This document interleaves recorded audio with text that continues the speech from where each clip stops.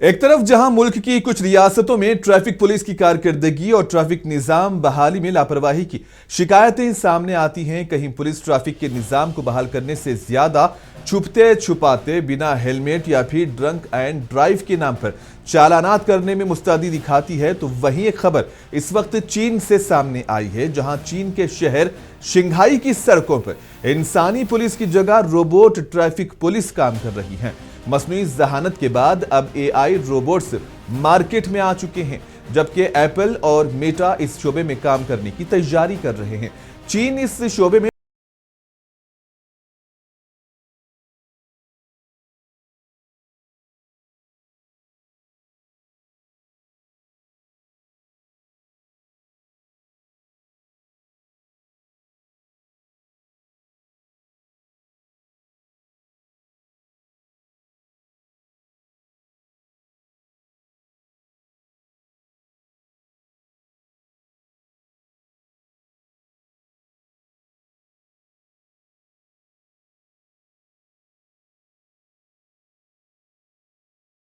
को बदल सकते हैं।